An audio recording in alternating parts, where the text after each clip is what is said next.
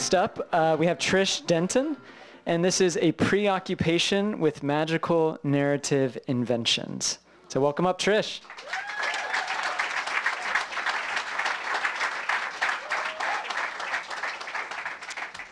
So I've been taking some time to reflect, and I'm trying to figure out when the preoccupation started. So let's just start at the beginning. In the 1980s, my mom was a studio photographer working in a mall taking portraits of people. And so everyone in my family was sort of subject to this treatment. Here I am in a fictitious cherry orchard, like living my best life. All of my family members experienced this and this first glimpse of utopia. So maybe that's where the preoccupation started.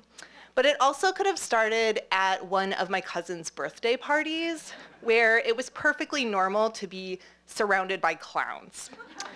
You can see I am becoming clown-like myself in the midst of my aunt and uncle's clown friends. They had lots of clown friends because they sold concessions at horse races like snow cones and cotton candy.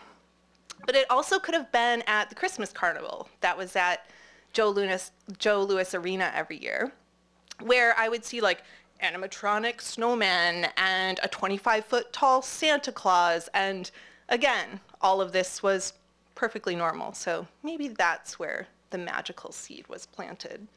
But most likely, it has something to do with my parents' treatment of Christmas and other holidays altogether.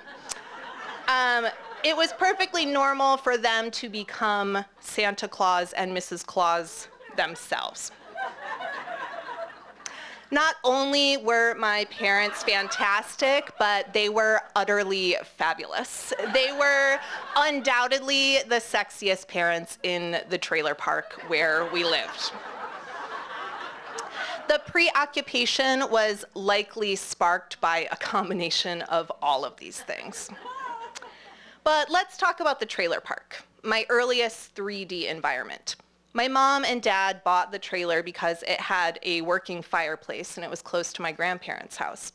You can see the chimney there sticking out of its aluminum roof. My parents were young and full of dreams still. We lived exactly halfway between Flint and Detroit, Michigan. My stepdad was a GM assembly line worker, and our family, like many of the families around us, were a part of these big three dreams, big three being GM, Chrysler, Buick. But if you've seen Michael Moore's 1989 film Roger and Me, then you know that those dreams would be dashed. GM, the largest corporation in the world at the time, had been headquartered in Flint. But in the late to mid 80s, 11 plants were closed, resulting in 35,000 jobs that were lost, which forever decimated Flint's economy. The other young, aspiring families that we called neighbors certainly were not spared, nor was my own. The consolation? Auto World, an $11 million amusement park that glorified cars. Needless to say, it failed within 6 months. Growing up with an empire crumbling around you is an interesting way to come of age. I'll just summarize the feeling with this image of the Packard, the largest abandoned factory in the world. Ironically, as a teenager, it would become a place that I went to escape the crumbling because it was the epicenter of the Detroit rave scene in the 90s. Perhaps that's where the preoccupation really got rolling. So, fast forward 18 years, I'm a graduate student at Dartmouth, rubbing shoulders with all these fairy tale scholars. I fixate on fairy tales.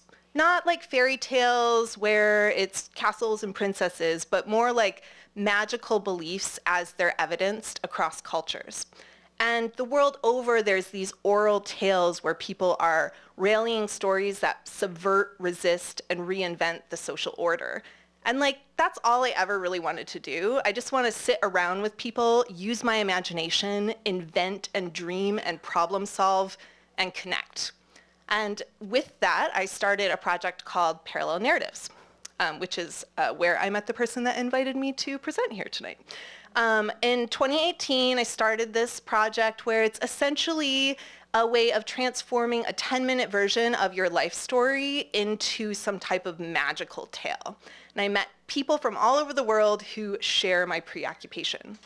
So now I'm going to share 2 of the recent creative projects that have been informed by my method in parallel narratives. So this is a project that I did with Stephanie Wilson, who's a local musician, where we sat down and mapped out and talked through all of these different aspects of her personal narrative to create this 4-screen fantasia that was in Burlington City Hall, essentially a 35-minute music video visual album that we screened on 4 screens. Really amazing project. You can see it on YouTube. It's called Exvotive. Taking that a step further, I learned some skills about video production, and I worked with Latin indie musician Marcy Hernandez on a project where we recently went to Spain and filmed a music video for her unreleased track Easy on Me, which will be coming out in April. And in that project, we were really exploring not just our own narratives, but the magical narratives and the surroundings of this magical, incredible place that we found ourselves in. So, man, I'm like, I have to stop and breathe for a second. I'm just like going for it. All of that said, it's like pretty hard to dissect where the preoccupation started, but here's what I've learned from it. I don't have to be an expert on anyone else's stories except my own. I don't have to be versed in anyone else's magic. I just need to listen and share related stories that I've been collecting through my preoccupation over the past how many decades. And that's it. The magical inventions are born within the space in between. I'd like to leave you with a new definition of preoccupation.